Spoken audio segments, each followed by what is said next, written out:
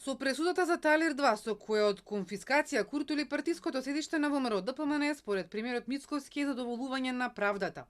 За ослободителната пресуда за Никола Груевски посочи кон измените на кривичниот законник од 2023 година. ВМРО ДПМН е во тој период кога беше предмет на политички прогон и би рекол еден вид агресија од страна на претходната влада, измислија случаи кои што не постојат, како што се Талир 1 и Талир 2.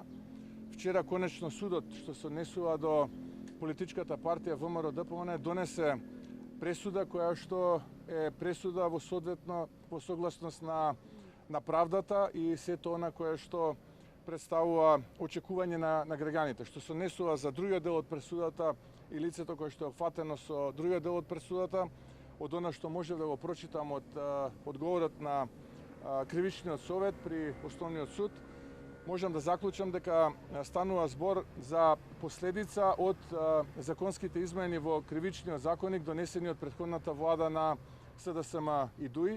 Од опозицијската СДСМ реагираат дека нападите на ВМРО ДПМН врз судиката Даниела Алексовска-Стојановска и притисоците со барање за нејзино разрешување успеале.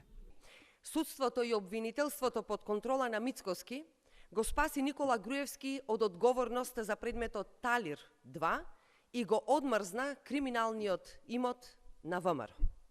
Белата палата вредна 14 милиони евра и останатиот партиски имот во вредност од 2 милиони евра се повторно во рацете на ВМРО.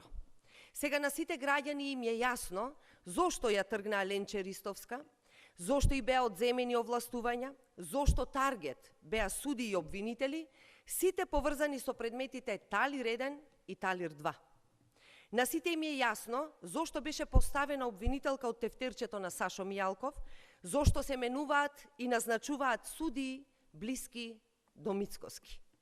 Обвинителот Кристијан Смилевски, кој дојде на местото на Ристовска, за Телма вели дека кога ќе добијат писмено изработената пресуда, ќе одлучат дали ќе поднесат жалба.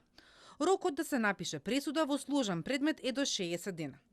Талир 2 застарува за 47 дена, ако нема правосилна пресуда.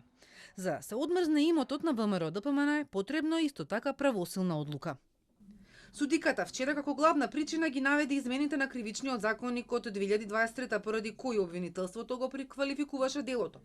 Првиот пат го судила Груевски на 6 години затвор, затоа што обвинителството докажало дека делото го направил со искористување на службената положба.